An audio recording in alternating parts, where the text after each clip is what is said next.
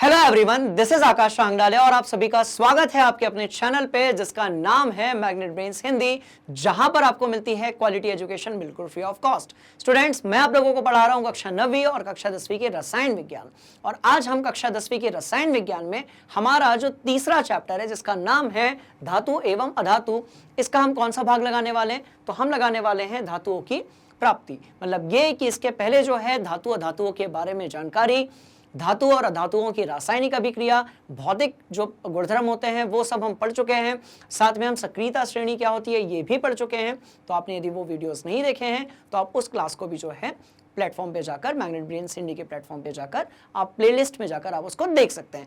पर यदि आपने वो चीज देख ली है तो आज की जो क्लास है उसमें हम ये देखेंगे कि जिन धातुओं के बारे में पिछली कुछ कक्षाओं से हम जो बात कर रहे हैं उनकी प्राप्ति कैसे होती है। तो प्राप्ति कैसे होती है, प्राप्ति कैसे होती है, प्राप्ति कैसे होती है? तो प्राप्ति इस तरीके से होती है। बात समझ में आ गई? कैसे होगी कहानी? तो ध्यान से देखिएगा। अभी तक हमने क्या पढ़ लिया? भौतिक गुणधर्म पढ़ लिया, रासायनिक गुणधर्म पढ़ लिया और सक्रियता श्रेणी पढ़ ली। बात समझ में आ रही है? अब आज की जो क्लास होगी उसमें हम ये देखेंगे कि धातुओं की जो प्राप्ति है, उनका जो निष्कर्षण है, अयस्कों का जो समृद्धीकरण है, ये कैसे होगा। तो कैसे देखेंगे भाई? तो देखो, हम ये देखेंगे कि धातुएं जो होती हैं वो जमीन के अंदर से किस तरीके से निकाली जाती हैं, आपके खनिज क्या होते हैं, अयस्क क्या होते हैं, और साथ में हम ये देखेंगे कि जो अयस्क होते हैं उसका समृद्धीकरण जो है वो कैसे होता है, दोनों के बीच में अंतर क्या होते हैं। उसके बाद हम ये देखेंगे कि जो हमारे पास अलग अलग प्रकार की धातुएं होती हैं, जैसे कि उच्च क्रियाशील, मध्यम क्रियाशील और निम्न क्रियाशील, तो ये अलग अलग प्रकार की धातुओं का हम किस तरीके से निष्कर्षण करने वाले हैं, वहां से हम स्टार्ट करेंगे। ठीक है, तो चलिए स्टार्ट करते हैं सबसे पहले खनिज और अयस्क से। देखिए स्टूडेंट्स, अब ये जो खनिज होता है ये क्या है भाई? तो आपने सुना होगा खनिज यानी कि मिनरल। ये क्या होता है? जमीन के अंदर, पृथ्वी में, मृदा में हर प्रकार की धातुएं पाई जाती हैं। इनफैक्ट जितने भी आप तत्व देख रहे हैं ये कहां पर पाए जाते हैं? तो ये मृदा में पाए जाते हैं। ठीक है, तो जब कोई धातु मृदा के किसी भी सैंपल में, सैंपल समझ में आता है, किसी भी एक भाग में एक छोटा सा टुकड़ा ले लीजिए, उसमें जब भी कोई धातु पाई जाती है तो उसको हम बोलते हैं उस धातु का खनिज। क्या बोलते हैं? खनिज। पर यदि उस खनिज में धातु की मात्रा बहुत ज्यादा है तो उसको हम क्या बोलेंगे? उसको हम बोलेंगे अयस्क। तो इसको हम समझ लेते हैं जल्दी से, खनिज और अयस्क। अब ध्यान से देखो, मेरे पास दो पत्थर है। मेरे पास एक पत्थर ये है, ठीक है, मेरे पास एक पत्थर ये है स्टूडेंट्स, और मेरे पास एक पत्थर जो है उसके पड़ोस में है ऐसा। देखो, एक पत्थर ये है। अब मेरे पास दो पत्थर है। अब मैं कैसे बताऊंगा कि भाई अयस्क कौन सा है और खनिज कौन सा है? क्योंकि इसके अंदर तो बहुत सारी धातुएं होंगी। तो मैं क्या करूंगा, मैं यहां पर जो है आपको ये बता रहा हूं कि भाई कौन से पत्थर में कौन सी धातु कितने प्रतिशत है। अब मान लेते हैं इसके अंदर एल्यूमिनियम भी है, मान लेते हैं इसके अंदर आयरन भी है, मान लेते हैं इसके अंदर कॉपर भी है, ऑक्सीजन है, नाइट्रोजन है, सल्फर है, हाइड्रोजन है, ऐसी बहुत सारी धातुएं हैं। अब ये जो सभी धातुएं हैं, और भी ले लो आप, नाइट्रोजन ले लो, और भी ले लो आप, फास्फोरस ले लो, तो इसके अंदर बहुत सारी धातुएं हैं। और किसी भी धातु का जो इसमें क्या है, अनुपात है, किसी भी धातु का जो प्रतिशत है वो बहुत ज्यादा नहीं है। मान लेते हैं कि अब इसके अंदर जो है एल्यूमिनियम आपका कितना है, तो एल्यूमिनियम है इसके अंदर 5%। तो इसके अंदर एल्यूमिनियम कितना हो गया आपका? 5% सिर्फ। तो क्या आप ऐसे पत्थर से एल्यूमिनियम का निष्कर्षण करेंगे? आप नहीं करेंगे, क्योंकि आपको क्या पड़ेगा? बहुत महंगा पड़ेगा। क्यों पड़ेगा? क्योंकि थोड़ा सा ही एल्यूमिनियम निकलेगा। इस पूरे पत्थर में सिर्फ 5% एल्यूमिनियम है। पर यदि हम सेकंड वाले पत्थर की बात करें और मान लेते हैं कि इसमें जो एल्यूमिनियम है वो कितना है आपका भाई? 28% है। कितना है स्टूडेंट्स? मान लेते हैं कि 28% है। इसका मतलब क्या हुआ कि हाँ, यहां पर एल्यूमिनियम की जो मात्रा है वो तुलनात्मक तरीके से कैसी है? ज्यादा है। तो इसका मतलब क्या हुआ? इसका मतलब ये हुआ स्टूडेंट्स कि हम यहां से क्या कर सकते हैं? एल्यूमिनियम का निष्कर्षण करने के बारे में सोच सकते हैं। बात समझ में आ गई? तो जिस पत्थर में किसी एक पर्टिकुलर तत्व की मात्रा बहुत कम थी, इसको हम बोलते हैं खनिज। इसको हम क्या बोलते हैं? खनिज। पर जिसमें मात्रा बहुत ज्यादा थी, इसको हम लोग बोलते हैं अयस्क। क्या बोलते हैं? तो इसे हम बोलते हैं स्टूडेंट्स अयस्क। तो ये हो गया आपका अयस्क। ठीक है, तो अब यदि आपको धातु प्राप्त करनी है तो आप कैसे करेंगे? आप खनिज से करेंगे या फिर अयस्क से करेंगे? तो आपका आंसर क्या होगा? सर हम अयस्क जो रहेगा वहां से क्या करेंगे? धातु प्राप्त करेंगे। तो क्या आपको ये अयस्क और खनिज वाली कहानी समझ में आ गई? ऐसा पत्थर या मृदा का ऐसा सैंपल या फिर टुकड़ा जिसमें किसी पर्टिकुलर धातु का जो अनुपात है, जो उसका प्रतिशत है, वो बहुत ज्यादा है, राइट? तो उसको हम क्या बोलेंगे? अयस्क बोलेंगे। यदि ऐसा नहीं है तो उसको हम क्या बोलेंगे? हम बोलेंगे उसको खनिज। बात समझ में आ गई? तो एक तरफ खनिज है, एक तरफ क्या है आपका? अयस्क है। क्लियर? तो सभी स्टूडेंट्स खनिज और अयस्क के बीच में क्या अंतर है, दोनों की जो आपकी डेफिनेशन है उसको अपनी कॉपी में नोट कर लेंगे। एक बार फिर से बता देते हैं भाई, खनिज क्या है? तो क्या होगा? खनिज का मतलब यह हुआ कि मृदा का कोई भी सैंपल, कोई भी टुकड़ा, जमीन के अंदर कोई भी चट्टान जिसमें बहुत सारे प्रकार की धातुएं पाई जाती हैं और जिसमें कोई भी धातु जो है वो बहुत ही कम प्रतिशत में पाई जाती है, तो उसको हम क्या बोलते हैं? खनिज बोलते हैं। पर जब हम बात करते हैं अयस्क की, तो एक ऐसा खनिज जिसमें किसी एक पर्टिकुलर, एक कोई निश्चित धातु जो रहेगी उसकी मात्रा कैसी पाई जाएगी? ज्यादा पाई जाएगी, तो वो हमारा क्या कहलाएगा? वो कहलाएगा स्टूडेंट्स हमारा क्या? अयस्क। बात समझ में आ गई? तो अब क्योंकि आप धातु बाहर निकाल रहे हो, ऐसे तो सडनली ये धातु आपके पास पहुंच नहीं गई होगी। धातु की क्या की गई होगी भाई? धातु को बनाया गया होगा। कहां से? तो आपने सुना होगा माइंस, यानी कि खदानें, जो खाने होती हैं, वहां से हम निकालते हैं अयस्क और उस अयस्क से हम बनाते हैं फिर धातुएं। क्या ये कहानी आपके समझ में आ गई? तो क्या करेंगे, कैसे करेंगे, वो सब इस चैप्टर में मैं आप लोगों को पढ़ाने वाला हूं। तो उससे पहले हमें ये समझना जरूरी है कि खनिज क्या होता है और अयस्क क्या होता है। तो होपफुली ये सारी चीजें आपके दिमाग में बढ़िया तरीके से फिट हो गई होगी। अब हम बढ़ते हैं आगे, ठीक है? चलो, तो फ्लो चार्ट एक बार नोट कर लो, कोई दिक्कत वाली बात नहीं है, ठीक है? चलिए अब स्टूडेंट, सबसे इंपॉर्टेंट चीज ये है कि हमारे पास अलग अलग प्रकार की धातुएं होती हैं भाई। कुछ ऐसी होती हैं जो बड़ी क्रियाशील होती हैं, जैसे कि मैग्नीशियम, पोटेशियम, सोडियम। कुछ ऐसी होती हैं जो निम्न क्रियाशील होती हैं, जैसे कि आयरन, कॉपर, जिंक। कुछ ऐसी होती हैं जो बहुत कम क्रियाशील होती हैं, जैसे कि आपका सोना हो गया, चांदी हो गया, प्लेटिनम हो गया। तो सभी धातुओं का जो निष्कर्षण है, निष्कर्षण करना का मतलब बाहर निकालना, खनिज से, अयस्क से किसी भी धातु को प्राप्त करने की जो प्रक्रिया है उसको हम क्या बोलते हैं? निष्कर्षण। अब सभी धातुओं का यदि क्रियाशीलता अलग अलग है तो सभी के निष्कर्षण के जो तरीके होंगे वो कैसे होंगे? अलग अलग होंगे। कहानी समझ में आई? एकदम सिंपल वाली बात। तो सबके तरीके कैसे होंगे भाई? अलग अलग होंगे। तो अब जो हमारा टारगेट है वो है धातुओं का निष्कर्षण, ठीक है? अब ये क्या होता है तो ध्यान से देख लो, ध्यान से देख लो, ध्यान से देख लो। अयस्क से अलग अलग प्रक्रियाओं के द्वारा किसी शुद्ध धातु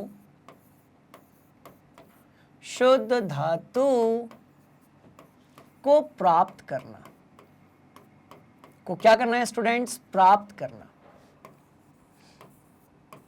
तो अयस्क से किसी शुद्ध धातु को क्या करना भाई? प्राप्त करने की जो प्रक्रिया है वो क्या कहलाती है? वो कहलाती है हमारी धातुओं का निष्कर्षण। कहानी समझ में आ गई? तो ये क्या कहलाएगी? आपकी धातुओं का निष्कर्षण। अब ये जो निष्कर्षण है किस पर डिपेंड करेगा? तो ध्यान से देखो, किस पर डिपेंड करेगा? किस पर डिपेंड करेगा भाई? सीधी सी बात है, सभी धातुओं की क्रियाशीलता जो है वो अलग अलग है। अब जब सबकी क्रियाशीलता अलग है तो सबके निष्कर्षण का तरीका कैसा होगा? अलग अलग होगा। बात समझ में आ रही है? तो हमें यह पता है कि धातुओं का निष्कर्षण, तो कहानी समझ में आ रही है? धातुओं का निष्कर्षण उनकी क्रियाशीलता, क्योंकि कुछ धातु ऐसी होती हैं कि अब दूसरी धातुओं के साथ में, दूसरे तत्वों के साथ में बड़ी भयंकर तरीके से बंधी हुई रहती हैं, उनको निष्कर्षित कर पाना थोड़ा सा मुश्किल होता है। कुछ ऐसी होती हैं जो जल्दी से निकल जाती हैं, तो उनकी क्रियाशीलता के आधार पर किया जाता है। तो क्या आपको ये कहानी समझ में आई, जो कि बड़ी सिंपल है? तो धातुओं का निष्कर्षण जो होता है स्टूडेंट्स, वो उनकी क्रियाशीलता के आधार पर किया जाता है। बात समझ में आएगी? तो दो चीजें हमने यहां पर देख ली। बड़ी सिंपल सी कहानी है कि धातुओं का निष्कर्षण क्या होता है भाई? तो धातुओं का निष्कर्षण क्या होगा, तो अयस्क से किसी शुद्ध धातु को प्राप्त करने की जो पूरी प्रक्रिया होती है इसको हम कहते हैं धातुओं का निष्कर्षण। मजे की बात क्या है कि जो आपके सिलेबस का एक छोटा सा टॉपिक है, कक्षा 12वीं में रसायन विज्ञान में पूरा का पूरा एक अध्याय है। बात समझ में आ रही है? तो यहां से सवाल कई बार पूछ लिए जाते हैं, इसलिए बड़ा इंपॉर्टेंट टॉपिक है, इसको ध्यान से पढ़िएगा। ठीक है, चलो देखो देखो देखो देखो देखो। तो कहानी अब क्या है स्टूडेंट्स कि यदि आप अयस्क से किसी शुद्ध धातु को प्राप्त करेंगे तो ये जो प्रक्रिया है ये कहलाएगी आपके धातुओं का निष्कर्षण। ठीक, पहली बात। दूसरी बात, अब क्योंकि सभी धातुएं अलग अलग प्रकार का भौतिक और रासायनिक गुणधर्म प्रदर्शित करती हैं, इसलिए सभी धातुओं का जो निष्कर्षण होगा वो एक समान नहीं होगा। कुछ धातु ऐसी हैं जो भयंकर क्रियाशील हैं, ये देखो आपने आग लगाई वैसी जल गई। कुछ ऐसी हैं जो कम क्रियाशील हैं, कुछ ऐसी हैं जो क्रियाशील ही नहीं, जैसे सोना रखा रह जाता है, उसमें कोई जंग नहीं लगता, उसमें कोई संक्षारण नहीं होता, ये भी पढ़ेंगे हम इस चैप्टर में। चांदी में थोड़ा सा होता है, आयरन में तो जंग लग जाता है। सोडियम और पोटेशियम को तो आप वातावरण में रख ही नहीं सकते, आग लग जाएगी। तो कहने का मतलब ये कि सबकी क्रियाशीलता कैसी है, अलग अलग है। बात समझ में आ गई, इसको नोट करो। तो यदि सबकी क्रियाशीलता अलग अलग है तो इसका मतलब ये हुआ कि सबका जो निष्कर्षण का तरीका है वो भी अलग अलग होगा।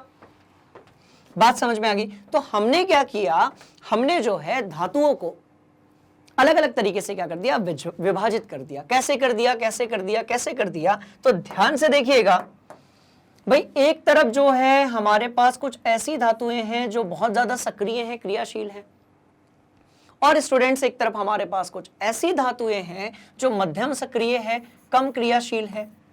कुछ इसी तरीके से कुछ ऐसी धातुएं हमारे पास में जो निम्न क्रियाशील हैं, जैसे कि आपका सिल्वर हो गया, गोल्ड हो गया, प्लेटिनम भी लिख सकते हो आप, प्लेटिनम भी लिख सकते हो, तो नीचे कहीं पर हम पीटी भी लिख सकते हैं, प्लेटिनम।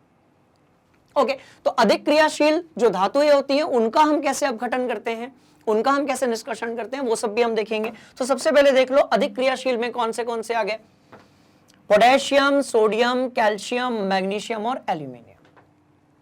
कम क्रियाशील में क्या आ गया, जिंक, आयरन, पीबी यानी कि लेड यानी कि प्लम्बम, और कॉपर। पीबी जो रहता है वो लेड है, उसका एक्चुअल जो नेम है वो प्लम्बम है। ठीक है, और कम क्रियाशील में कौन से आ गए भी, सिल्वर आ गया, गोल्ड आ गया। ठीक है, तो अब कैसे निकालेंगे, कैसे करेंगे? तो भाई सबसे आसान तरीका है कि आप यदि अधिक सक्रिय धातुओं का निष्कर्षण करना चाहते हो तो उसके लिए क्या करना पड़ेगा, विद्युत अपघटन करना पड़ेगा। क्या करना पड़ेगा स्टूडेंट्स, विद्युत अपघटन। कुछ इसी तरीके से यदि मध्यम सक्रिय धातुओं का आप निष्कर्षण करना चाहते हो तो उसका रिएक्शन आपको करानी पड़ेगी, किसके साथ में भाई, तो कार्बन के साथ में। तो कब, कार्बन के साथ जब आप इसका अपचयन करोगे। और अपचयन क्या होता है, तो आपको याद होगा, मैंने सभी बच्चों को पढ़ाया है अपचयन और उपचयन क्या होता है। हाइड्रोजन का जुड़ना या ऑक्सीजन का बाहर निकलना क्या कहलाता है, अपचयन। ठीक है, तो कार्बन के साथ करवा दीजिए अपचयन, तो उससे कौन बाहर निकल जाएंगे भाई, मध्यम सक्रिय धातुएं बाहर निकल जाएंगी। और निम्न सक्रिय धातुएं जो होती हैं वो प्राकृतिक अवस्था में ही उपस्थित होती है, थोड़ा बहुत उनके रिफाइनिंग करने पर वो बाहर निकल जाती हैं। जैसे लीचिंग होता है, निश्चालन क्या होता है, लीचिंग या फिर निश्चालन, तो उससे ही वो बाहर निकल जाती हैं। बात समझ में आ गई? तो एक काम करते हैं, अधिक सक्रिय, मध्यम सक्रिय और निम्न सक्रिय जो धातुएं होती हैं इनको हम क्या करते हैं, इनका किस तरीके से क्या होगा भाई आपका, तो एक्सट्रैक्शन होगा, निष्कर्षण होगा, वो देख लेते हैं एक बार। ठीक है, तो देखो सबसे पहले क्या किया, अधिक सक्रिय को कैसे निकालेंगे, एक बार एक फ्लो चार्ट बना लेंगे, तो उससे क्या होगा कि हर धातु का जो निष्कर्षण है वो आपके आसानी से समझ में आ जाएगा। बड़ी सिंपल सी कहानी है, ध्यान से देखो। तो यदि हम चाहते हैं कि हम अधिक सक्रिय धातुओं का निष्कर्षण करें तो हमको क्या करना पड़ेगा, तो भाई सबसे पहले तो हमारे पास अयस्क होगा, एक ऐसा पत्थर जिसमें किसी धातु की जो प्रतिशत मात्रा है वो ज्यादा है और जो निष्कर्षण करने के लिए बिल्कुल उचित है, पर्याप्त है। ठीक है, अब क्या करेंगे, अयस्क जो रहेगा उसका सबसे पहले हम करेंगे स्टूडेंट सांद्रण। क्या करेंगे, तो बच्चों हम लोग करेंगे इसका सांद्रण। अयस्क का जैसे ही आप सांद्रण करोगे आपको क्या मिलेगी, आपको मिलेगी धातु, पर ये जो धातु आपको मिलेगी ये कैसी रहेगी, अशुद्ध। तो ये कैसी रहेगी स्टूडेंट्स, तो ये रहेगी आपकी अशुद्ध धातु। अशुद्ध धातु जो रहेगी उसका आप क्या कर दोगे, विद्युत अपघटन। अशुद्ध धातु का आप क्या कर देंगे, विद्युत अपघटन। तो जैसे आपने अशुद्ध धातु का विद्युत अपघटन किया तो आपको कौन सी चीज मिल गई, आपको मिल गई शुद्ध धातु। बात समझ में आ रही है? तो अधिक सक्रिय धातुओं का जो निष्कर्षण है वो इस फ्लो चार्ट से चलेगा। बात समझ में आ गई? तो आपको करना क्या है, आप सबसे पहले इसको नोट कर लें। सीक्वेंस में चलेंगे, बड़ा ही आसान है। आप सबसे पहले इस वाले भाग को नोट कर लें, उसके बाद आप ये जो अधिक सक्रिय धातुएं हैं इनका जो फ्लो चार्ट है इसको नोट कर लें। बात समझ में आ गई? तो स्क्रीनशॉट ले लो, बढ़िया से नोट कर लो। मैं साइड हो जाता हूं, देखो हो गया, ले लिया। चलिए आगे बढ़ते हैं। अधिक सक्रिय का देख लिया। अब सवाल पैदा होता है कि सर मध्यम सक्रिय और निम्न सक्रिय धातुओं का हम किस तरीके से करेंगे। बात समझ में आ गई? तो कैसे करेंगे, कैसे करेंगे, कैसे करेंगे? तो देखो ऐसे करेंगे। अब मध्यम क्रियाशील यदि धातु है तो उसका निष्कर्षण कैसे होगा? तो देखो भाई, सबसे पहले तो हमारे पास क्या है, अयस्क है। फिर हमने क्या किया, अयस्क का सांद्रण कर दिया। तो सबसे पहले आप पत्थर लीजिए, उसका क्या कर दीजिए, सांद्रण। क्या कर दीजिए, सांद्रण। अभी मैं आपको यह भी बताऊंगा कि अयस्क का जो सांद्रण होता है वो कितने तरीकों से होता है, ठीक है। तो अयस्क का आप कर दीजिए सांद्रण। अब कितने टाइप से होगा भाई? तो अयस्क जो है वो दो प्रकार के हो सकते हैं। कुछ ऐसे अयस्क हैं स्टूडेंट्स जो किससे बने हैं भाई, कार्बन से बने, ऑक्सीजन से बने, तो कार्बोनेट अयस्क, ठीक है। तो अयस्क कितने प्रकार के, दो प्रकार के। तो एक हो गया कार्बोनेट अयस्क, एक हो गया सल्फाइड अयस्क। एक हो गया आपका कार्बोनेट अयस्क और एक क्या हो गया आपका सल्फाइड अयस्क। अब क्या करोगे, जो कार्बोनेट अयस्क आपको मिला है आप उसका निस्तापन करोगे। सवाल पैदा होता है कि सर ये निस्तापन क्या होता है? तो जब क्या होता है, वायु की आप एकदम लिमिटेड सप्लाई करते हैं या वायु बिल्कुल अनुपस्थित रहती है, बिल्कुल थोड़ी सी मात्रा में वायु यानी कि ऑक्सीजन जब उपस्थित रहती है और यदि आप उसको गर्म करते हैं तो वो क्या कहलाता है, निस्तापन। कुछ इसी तरीके से भर्जन क्या कहलाता है भाई? तो भर्जन कहलाता है आपका जब वायु की उपस्थिति में, तो version version version version version, इसको हम और क्या कहेंगे भाई? तो स्टूडेंट्स इसको हम और कहेंगे भूनना। तो इसको हम क्या कहेंगे? तो इसको हम कहेंगे बच्चों भूनना। तो जब आप पापड़ भूनते हैं तो आप कैसे भूनते हैं? आप वायु की उपस्थिति में ही तो भूनते हैं। बात समझ में आ रही है? तो इसको कहते हैं भर्जन यानी कि रोस्टिंग। क्या कहते हैं? रोस्टिंग। और निस्तापन क्या होता है आपका? कैल्सिनेशन होता है। क्या होता है? कैल्सिनेशन। तो निस्तापन कब होगा भाई? तो स्टूडेंट्स निस्तापन कब होगा? निस्तापन होगा वायु जो रहेगा उसकी बहुत ही कम मात्रा में जब आप गर्म करते हैं किसको? कार्बोनेट के अयस्क को, तो उसको हम क्या बोलते हैं? निस्तापन बोलते हैं।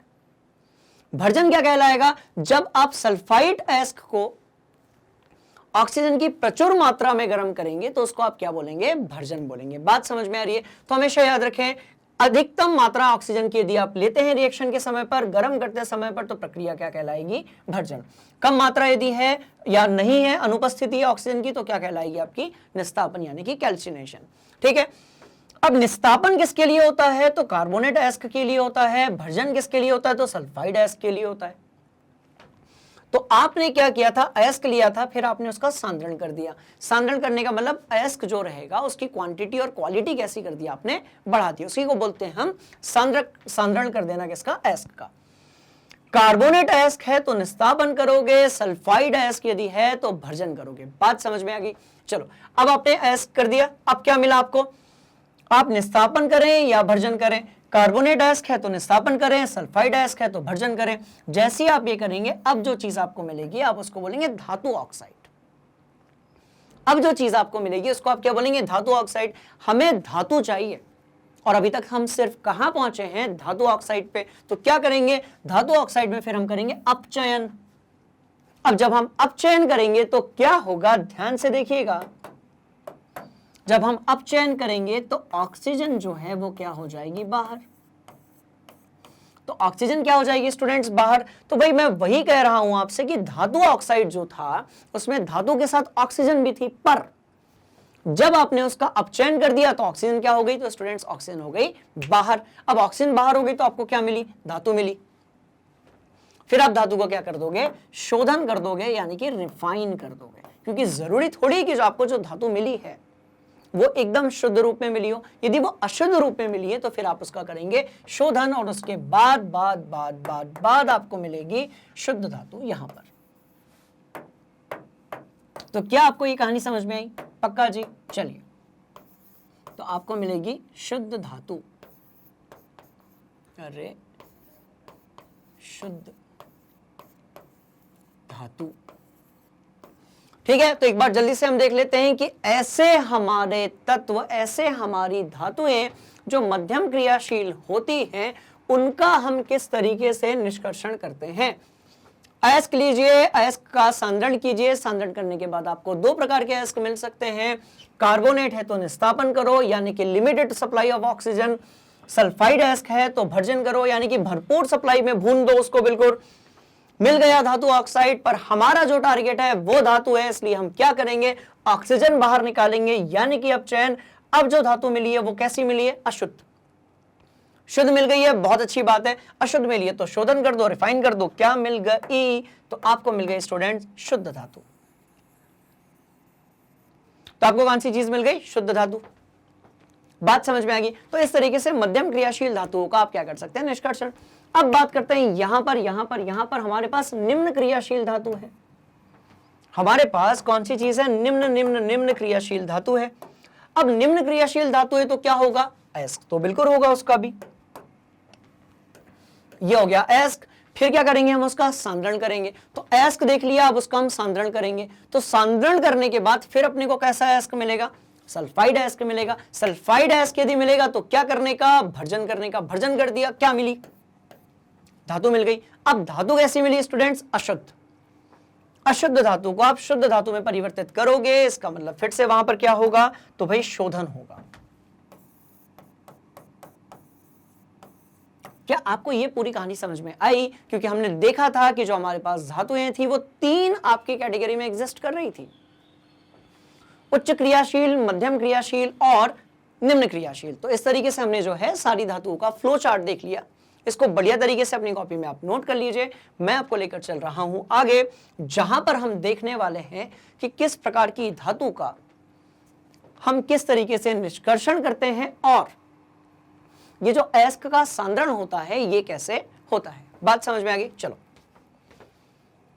देख लिया, क्या कहते हो, कहानी समझ में आ गई। फिर भी यदि कोई डाउट है तो कमेंट बॉक्स दिख रहा होगा स्टूडेंट्स, वहां पर रख दो। सारे कॉन्सेप्ट दिमाग के अंदर फिट करूंगा, घबराने वाली बात नहीं है। देखो, अब हम करेंगे अयस्कों का समृद्धिकरण, यानी कि हम अयस्कों का सांद्रण भी कह सकते हो। अयस्कों का समृद्धिकरण यानी कि हम अयस्कों का सांद्रण भी कह सकते हैं। तो सांद्रण कैसे होगा, समृद्धिकरण कैसे कैसे कैसे कैसे कैसे होगा, तो ध्यान से देख लो।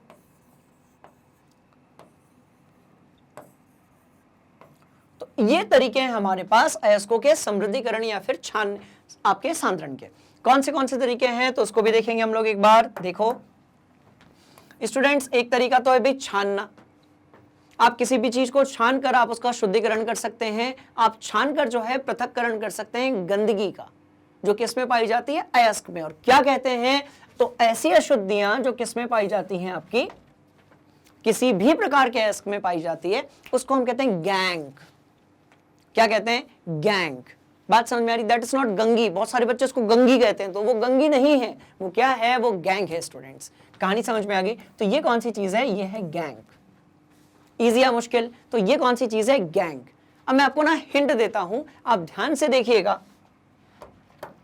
आप कभी कभी ट्रेन से सफर करते हैं ना, तो रेल से आप सफर जब करते हैं तो वहां पर आपको ना क्या होता है, ये देखिएगा, बहुत सारे ऐसे हमारे जो सफाई कर्मचारी भैया लोग होते हैं, उनके वहां पर क्या लिखा रहता है, गैंग मैन। बात समझ में आ रही। तो ये गैंग का मतलब क्या होता है, जो अशुद्धियां दूर करते हैं। तो पटरियों में क्या होता है भाई, अब देखो पटरियां बड़ी सेंसिटिव चीज है, उसके ऊपर ट्रेन चल रही है, राइट। हो सकता है पटरियों में कोई परेशानी है, ऐसा कुछ आ जाए। तो आपने देखा होगा कुछ हमारे कर्मचारी भैया लोग रहते हैं, वो ऐसे पटरियों पर इधर उधर घूमते रहते हैं एक हथौड़ा लेकर। उनका काम क्या होता है, यदि कोई परेशानी है, कोई अशुद्धि है, किसी भी प्रकार की प्रॉब्लम यदि किसी पटरी में है, तो उसको चेक करना और उसको सही करना, या फिर ऊपर जो अधिकारी है उनको बताना। तो उनको हम क्या बोलते हैं, गैंग मैन। बात समझ में आ रही। तो वो क्या होते हैं स्टूडेंट्स, गैंग मैन। क्लियर हो गया। तो गैंग यानी क्या होता है, अशुद्धियां उसको हटाने वाले या फिक्स करने वाले जो हैं वो क्या कहलाते हैं, गैंग मैन। तो ऐसे उनका नाम रखा गया है।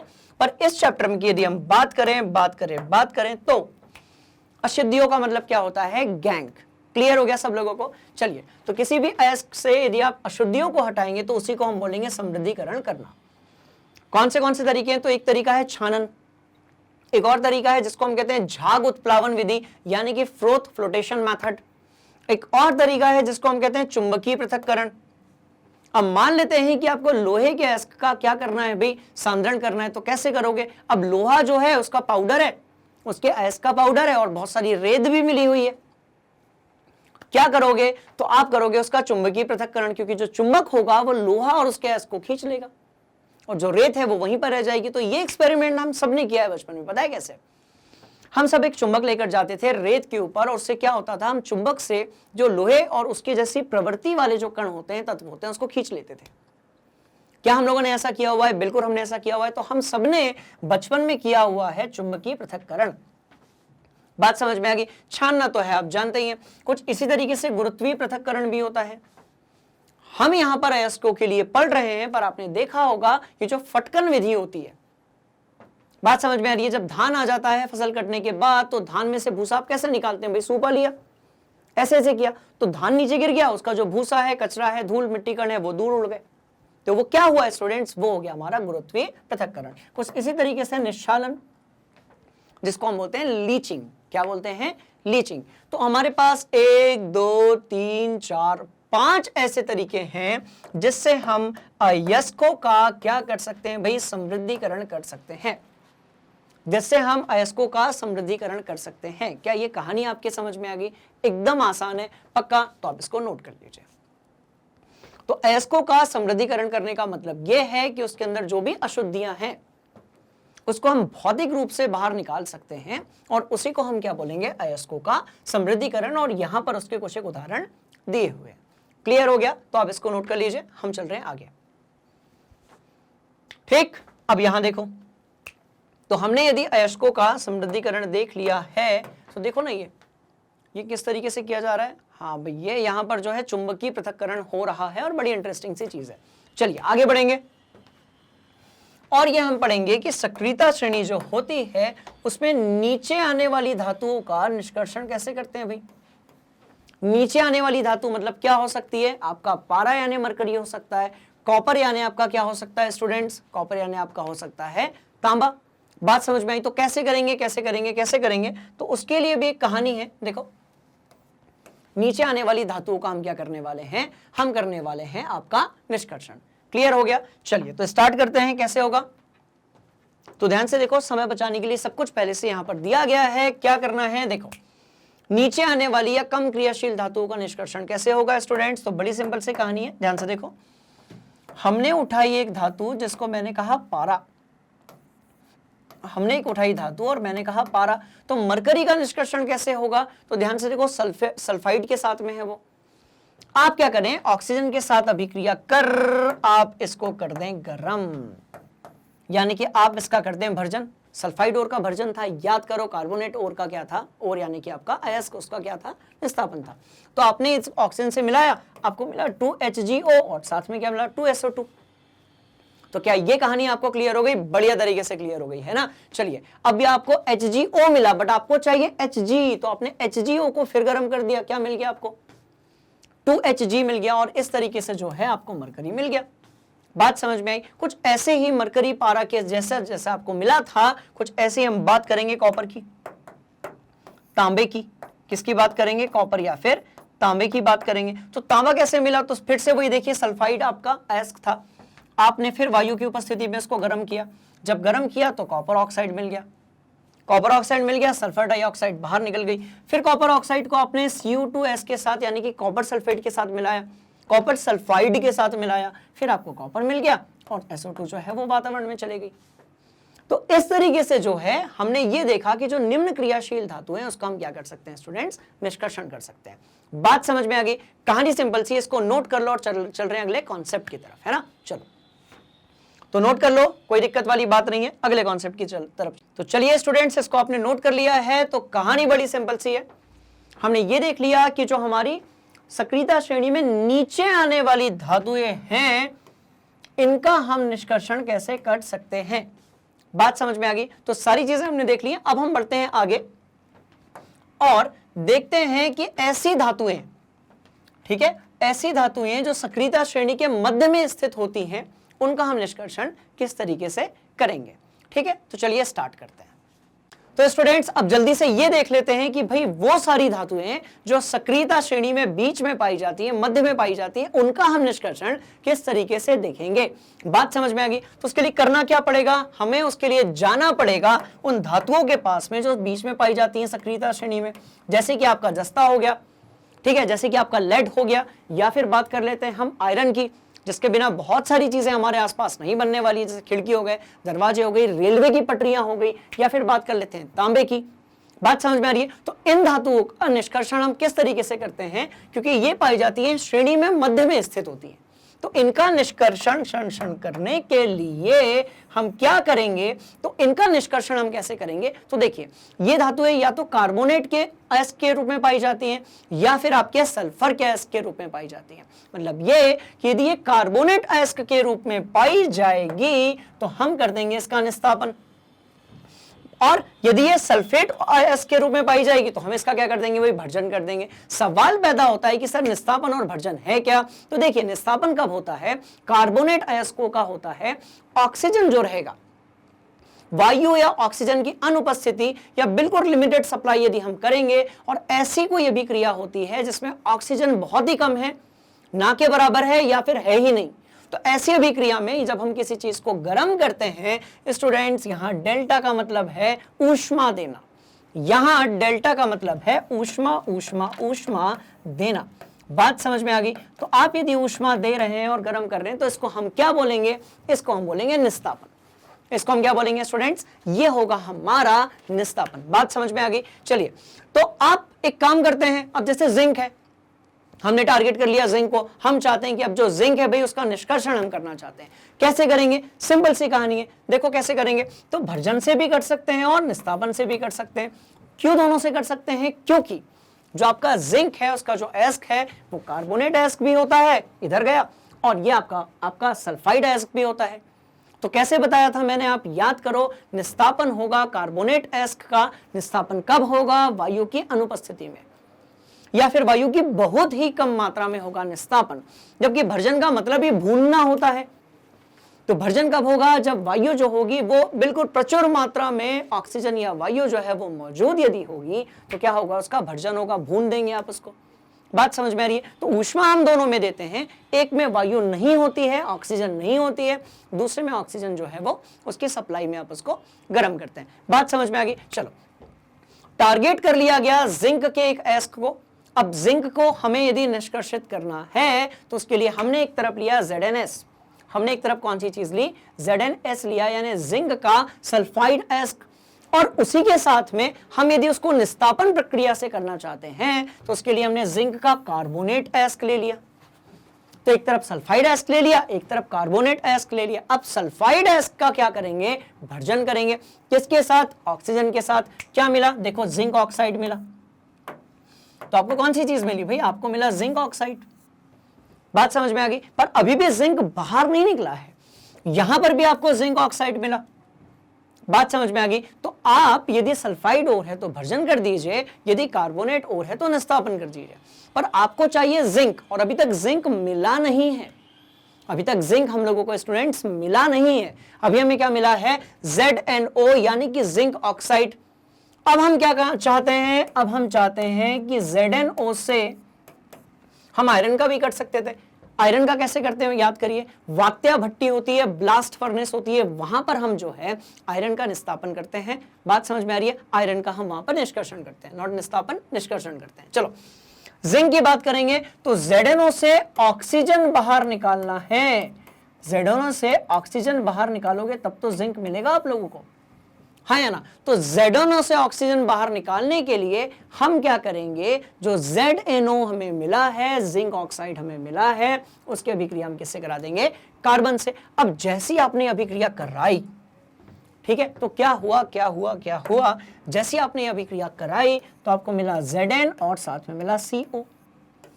तो आपको मिल गया Zn और साथ में कौन सी चीज मिली, CO। तो ये जो आपको Zn मिला ये आपको मिल तो गई धातु।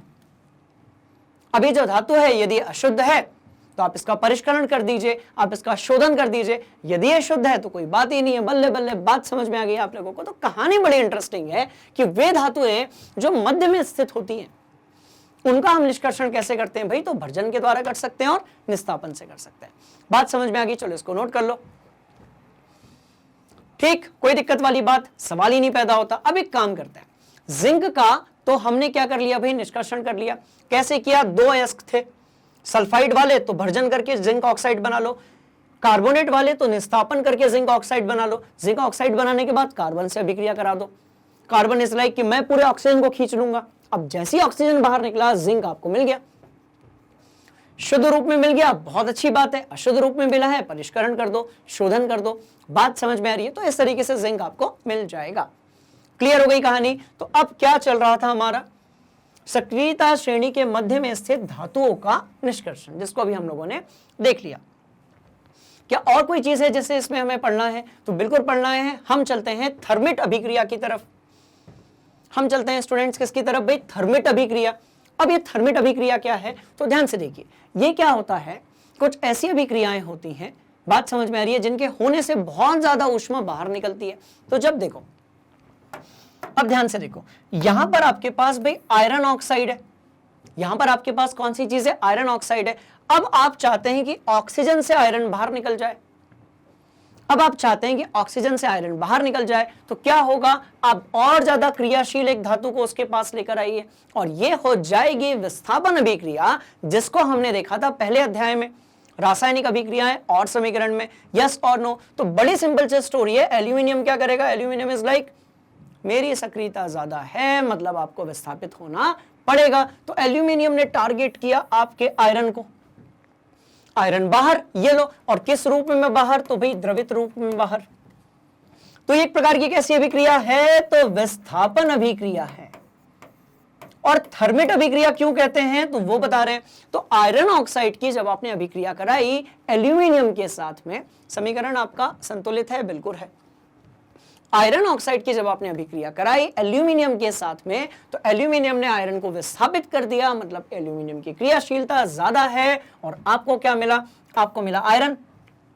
आपको क्या मिला? आयरन मिला। और साथ में क्या मिला? Al2O3। अब और साथ में क्या मिली? भयंकर वाली ऊष्मा। क्या कहते हो? साथ में क्या क्या क्या क्या मिली? तो साथ में मिली भयंकर ऊष्मा। ये जो भयंकर ऊष्मा मिली, इससे आपका जो आयरन है वो क्या हो गया भाई? द्रवित हो गया। अब जब द्रवित हो गया तो वेल्डिंग कर सकते हैं। कुछ समझ में आया? द्रवित यदि हो गया तो उससे हम क्या कर सकते हैं? वेल्डिंग। तो वही लिखा हुआ है, रेल की पटरी एवं मशीनी पुर्जों की दरारों को जोड़ने के लिए, मतलब बात हो रही है welding welding welding welding welding की। वेल्डिंग नहीं आया कुछ समझ में? तो वेल्डिंग करने के लिए क्या चाहिए आपको? धातु चाहिए, पर द्रवित रूप में चाहिए, तब तो चिपकेगी दो चीजों के बीच में। मान लेते हैं कि भाई ये देखो, एक वस्तु इस तरफ है ऐसी और दूसरी ये वस्तु ऐसी है इस तरफ है। अब बीच का जो गैप है वो आपको भरना है, तो द्रवित आपके पास धातु होगी तो ही तो आप भरेंगे। तो द्रवित धातु कैसे होगी? तो द्रवित धातु तभी बनेगी जब ऊष्मा बहुत ज्यादा निकलेगी। और ऊष्मा कब ज्यादा निकलेगी? जब ये अभिक्रिया होगी। तो थर्मिट अभिक्रिया एक प्रकार की क्या है भाई? विस्थापन अभिक्रिया है। साथ में ही ये एक प्रकार की क्या है? ऊष्मा बाहर निकल रही है स्टूडेंट्स, इसलिए ये है ऊष्माक्षेपी अभिक्रिया। तो ये क्या है? ऊष्माक्षेपी अभिक्रिया। ऊष्माक्षेपी या ऊष्माक्षेपी? क्षेपी वैसे सही सही सही सही है, तो ऊष्माक्षेपी अभिक्रिया नहीं यार, क्षेपी होगी, क्षेपी, ऊष्माक्षेपी अभिक्रिया। बात समझ में आ गई? तो थर्मिट अभिक्रिया क्या है स्टूडेंट्स? एक प्रकार की विस्थापन अभिक्रिया है, जिसमें एल्यूमिनियम ने आयरन को विस्थापित कर दिया और बहुत सारी क्या ऊष्मा निकली। ऊष्मा निकल रही है तो ऊष्माक्षेपी अभिक्रिया। कहानी समझ में आ गई? तो ऊष्माक्षेपी अभिक्रिया क्या होने से क्या हुआ कि ये जो चीज थी आपको कैसी मिली? द्रवित। अब यदि ये चीज आपको द्रवित मिल गई, इसका मतलब ये हुआ कि आप वो जो बीच का गैप है उसको भर सकते हैं। तो इस तरीके से जो है हमने एक और अभिक्रिया देखी, एक और विस्थापन अभिक्रिया देखी, और इसमें साथ में हमें जो आयरन है वो भी मिल गया। बात समझ में आ गई? तो थर्मिट अभिक्रिया जो है वो कई बार पूछ ली जाती है। कैसी होती है भाई? विस्थापन अभिक्रिया होती है। यदि हम रासायनिक समीकरण के संदर्भ में देखें, ऊष्माक्षेपी अभिक्रिया होती है। यदि हम ऊष्मा के निकलने और जुड़ने के संदर्भ में देखें, और कहां उपयोग की जाती है, तो वेल्डिंग में उपयोग की जाती है। बात समझ में आ गई? चलो इसको बढ़िया तरीके से अपनी कॉपी में आप नोट कर लीजिए। ठीक है, चलो आगे बढ़ेंगे। अब क्या देखा आपने भाई? आपने मध्य में स्थित धातुओं का निष्कर्षण देख लिया। अब चलते हैं सबसे ऊपर जो पाए जाने वाली धातुएं हैं उसका निष्कर्षण कैसे होगा। तो सक्रियता श्रेणी में सबसे ऊपर जो भी धातुएं हैं उसका निष्कर्षण कैसे होगा। सवाल पैदा होता है कौन सी धातुएं? तो भाई सोडियम, मैग्नीशियम, कैल्शियम, एल्यूमिनियम, जिनकी सक्रियता बहुत ज्यादा है, उनका निष्कर्षण कैसे होगा। तो कैसे होगा, कैसे होगा, कैसे होगा? तो ऐसे होगा। देखो कैसे होगा। निष्कर्षण करने के लिए हमने फ्लो चार्ट बनाया था पहले। अयस्क का आप विद्युत अपघटन कर दो। जैसे ही आपने अयस्क का विद्युत अपघटन किया, आपको क्या मिल जाएगी? सीधे मिलती है शुद्ध धातु। कोई परिष्करण नहीं करना, कोई आपको यहां पर शोधन जैसी चीज नहीं करनी है। सीधे आपको जो धातु मिलेगी, कैसी मिलेगी? शुद्ध मिलेगी। किन धातुओं का होगा? तो सोडियम का होगा, मैग्नीशियम का होगा, कैल्शियम का होगा। क्या होगा? तो भाई विद्युत अपघटन होगा। सवाल पैदा होता है कि सर ये विद्युत अपघटन क्या है। बात समझ में आ रही है? तो किसी भी यौगिक के, किसी भी आयनिक यौगिक के, कुछ उप सहसंयोजी यौगिक भी हो सकते हैं, किसी भी आयनिक यौगिक का जो विलयन होता है, द्रवित रूप जो होता है, आप यदि उसमें विद्युत सप्लाई करते हैं, आप यदि उसमें इलेक्ट्रिसिटी देते हैं, तो उससे क्या होता है? उसमें होता है आयनन। ठीक है, और उसमें आयनन होने के कारण क्या होता है? आपको दो अलग अलग प्रकार के क्या मिलते हैं भाई? उत्पाद मिलते हैं। बट इसको हम समझेंगे किसकी हेल्प से? सोडियम की हेल्प से। तो चलिए हम लोग क्या करते हैं, सोडियम का हम कर लेते हैं निष्कर्षण। किससे? विद्युत अपघटन से। विद्युत अपघटन से। अब आप यदि सोडियम प्राप्त करना चाहते हैं तो कहां से करेंगे भाई? तो बड़ी सिंपल सी स्टोरी की, सोडियम पाया कहां जाता है? नमक के अंदर। और नमक क्या है भाई? NaCl है।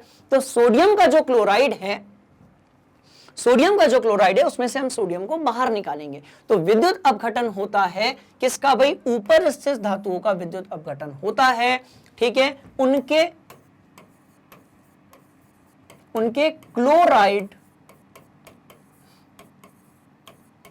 क्लोराइड यौगिक से, उनके क्लोराइड यौगिक से। चलिए इसको एक बार और देख लेते हैं, उसके बाद इस प्रक्रिया की तरफ हम लोग बढ़ते हैं। तो आपका जो सोडियम है, मैग्नीशियम है, आपका कैल्शियम है, ये अपने क्लोरीनों के साथ में यौगिक रूप में पाया जाता है। बात समझ में आ गई? अब होगा क्या कि हम कर देंगे उसका विद्युत अपघटन। जब विद्युत अपघटन करेंगे तो क्या हमें सोडियम मिलेगा या फिर नहीं मिलेगा, इसको हम समझ लेते हैं। यहां पर हम और भी धातुओं का कर सकते हैं, बट अभी हम कर रहे हैं यहां पर सोडियम का विद्युत अपघटन। क्या करने के लिए भाई? निष्कर्षण करने के लिए, क्योंकि अयस्क हमारे पास है, NaCl के रूप में हम विद्युत अपघटन करेंगे तो हमें मिल जाएगी शुद्ध धातु। चलो अब क्या किया गया? अभी एक टंकी ली गई। इस टंकी के अंदर मैंने दो रॉड डाल दी। एक को बैटरी के धन वाले सिरे से लगा दिया, दूसरे को नेगेटिव यानी कि नेगेटिव टर्मिनल से लगा दिया। जो धन वाला है, जो आपका पॉजिटिव है, उसको आपने क्या कहा भाई? एनोड कहा। जो नेगेटिव है उसको आपने क्या कह दिया? कैथोड कह दिया। ठीक है, और इसके अंदर क्या भरा हुआ है? तो NaCl भरा हुआ है, यानी कि आपका सोडियम क्लोराइड का विलयन भरा हुआ है। ठीक है, अब होगा क्या? सोडियम क्लोराइड का यदि विलयन होगा तो उसके पास होंगे बहुत सारे Na+ और एवं बहुत सारे Cl-। अब आप मुझे एक बात बताओ कि जो चीज पॉजिटिव है वो नेगेटिव की तरफ आकर्षित होती है, जो चीज नेगेटिव है वो पॉजिटिव की तरफ आकर्षित होती है। तो कहने का मतलब ये है कि सोडियम किस तरफ आकर्षित होगा? क्योंकि उसके ऊपर धनावेश है। सोडियम सोडियम सोडियम, ये रहा धनावेशित, और किसकी तरफ जाएगा भाई? ऋणावेशित की तरफ। तो सोडियम चला गया आपके ऋणावेश की तरफ। तो ये देखो रिएक्शन हो गई। सोडियम जो था वो उस रॉड या इलेक्ट्रोड की तरफ चला गया जिसके पास ऋण आवेश था, इलेक्ट्रॉन के साथ वो जुड़ा और उसने बना लिया Na। तो यही तो चाहिए था हमें। तो इस तरीके से यहां पर जो है Na क्या होता जाएगा? जमा होता जाएगा। क्या कहानी समझ में आई? सिंपल सी स्टोरी है। विलयन के अंदर Na+ आयन है, Cl- आयन है। धन आयन नेगेटिव की तरफ आकर्षित होता है, ऋण आयन पॉजिटिव की तरफ आकर्षित होता है। इतनी सी बात है बस। अब सोडियम क्योंकि आपका कैसा है भाई? धन आयन है तो किसकी तरफ जाएगा, नेगेटिव रॉड की तरफ जाएगा। अब नेगेटिव रॉड जो है इलेक्ट्रोड, उसके पास बहुत सारे इलेक्ट्रॉन हैं, तो उसने क्या किया, इलेक्ट्रॉन को ग्रहण कर लिया। जब इलेक्ट्रॉन को उसने ग्रहण कर लिया तो वो अपनी ठोस अवस्था में आ गया। आयन कभी भी ठोस अवस्था में नहीं होता, वो हमेशा मुक्त अवस्था में होता है। इलेक्ट्रॉन ग्रहण करने के बाद उसने क्या कर लिया भाई, ठोस अवस्था में आ गया। ठोस अवस्था में आ गया तो यहाँ पर जमा हो गया, इसको आप काट के निकाल लो, मिल गया सोडियम, खेल खत्म।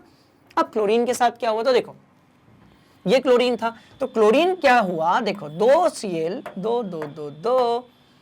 देखो क्लोरीन के साथ क्या हुआ, 2 क्लोरीन के जो आयन थे वो भटकते हुए पहुंचे कहां पर, एनोड के पास, क्योंकि एनोड जो था वो कैसा था भाई, आपका पॉजिटिव था, क्लोरीन के आयन नेगेटिव थे, दोनों के बीच में होगा आकर्षण।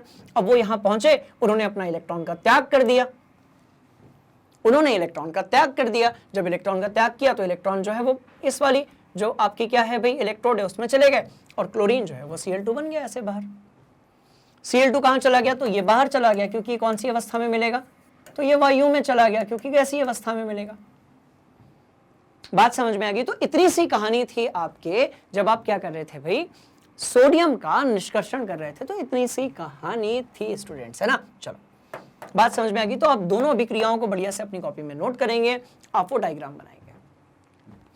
तो विद्युत अपघटन का मतलब ही होता है किसी यौगिक के द्रवित विलयन में जब आप कौन सी ऊर्जा भाई, विद्युत ऊर्जा की सप्लाई करते हो, तो हम उसको कहते हैं विद्युत अपघटन। बात समझ में आ गई। तो इस तरीके से वो जो सोडियम हमें मिलेगा वो शुद्ध होगा।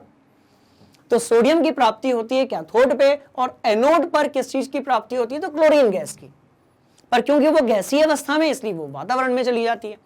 बात समझ में आ गई। तो इस तरीके से हमने ये देखा कि जो बहुत ज्यादा रिएक्टिव आपकी क्या है धातुएं हैं, उनका आप निष्कर्षण कैसे करोगे, उनकी प्राप्ति आप कैसे करोगे। बात समझ में आ गई, नोट कर लो बढ़िया से। कर लिया, इसको भी नोट कर लो बढ़िया से। कर लिया। मध्य स्थित धातुओं के बारे में भी हमने बात की थी, देखो बात की थी, नहीं की थी, थर्मिट अभिक्रिया के बारे में हमने बात की थी, इसको भी नोट कर लो आप यदि नहीं किया है तो। और हमने बात की थी कि मध्य स्थित धातुओं का निष्कर्षण कैसे होगा भाई, तो आप सल्फाइड ओर है तो भर्जन से हो जाएगा, कार्बोनेट ओर है तो निस्तापन से हो जाएगा। इससे मिलेंगे आपको ऑक्साइड, आप कार्बन से अभिक्रिया करा दीजिए, आपको मिल जाएगा Zn और साथ में CO। तो Zn का वहां पर हो गया निष्कर्षण, ठीक है। चलो तो स्टूडेंट्स इस तरीके से हमने धातु की जो प्राप्ति वाला भाग है उसको बढ़िया तरीके से पढ़ लिया है। अब एक काम करते हैं, जल्दी से हम कनेक्ट कर लेते हैं कि कौन सी चीजों को हमने पढ़ा था। हमने पढ़ा था कि सक्रियता श्रेणी में कुछ धातुएं निम्न पाई जाती हैं, उनका कैसे निष्कर्षण होगा। मध्य और उच्च के बारे में भी हमने पढ़ लिया। अब क्या है कि इस चैप्टर का एक भाग अभी बचा हुआ है जिसका नाम है आपका संचारण। जिसका नाम क्या है, संचारण क्या होता है। बात समझ में आ गई। कैसे लोहे पे जंग लगता है, तो उसका जो वीडियो है वो कहां मिलेगा आपको, मैग्नेट ब्रेन्स हिंदी पर। करना क्या है, बड़ी सिंपल सी कहानी है। आप गूगल पे जाइए, सर्च कीजिए, गूगल पे जाइए, सर्च कीजिए, यहां पर आपको English medium, Hindi medium, spoken English सारी चीजें अवेलेबल हैं बिल्कुल फ्री ऑफ कॉस्ट। मान लेते हैं कि आपको इसी के बाद वाला जो वीडियो है वो देखना है, आप यहां पर जाइए, केमिस्ट्री में फिजिक्स के देखना है, फिजिक्स पे चले जाइए और यहां पर आप वॉच नाउ पे क्लिक कर दीजिए।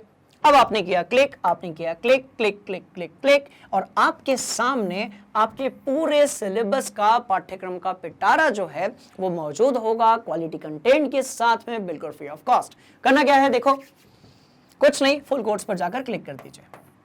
ये सारी चीजें वहां पर अवेलेबल है जिसमें आपके टॉपिक वाइज कॉन्सेप्ट वीडियोस हैं, जैसा अभी हम पढ़ रहे हैं। एनसीईआरटी सॉल्यूशन से वन शॉट रिवीजन है, एमसीक्यू क्वेश्चन है, प्रीवियस ईयर क्वेश्चन है, एग्जाम्पलर क्वेश्चन है, मोस्ट इंपॉर्टेंट क्वेश्चन है। सारी चीजें आपको वहां पर मिलेंगी बिल्कुल फ्री ऑफ कॉस्ट। आप कीजिए एक छोटा सा क्लिक और बढ़िए, आप आगे अपनी पढ़ाई को जारी रखिए। इस तरीके से सिलेबस स्टार्ट हो जाएगा।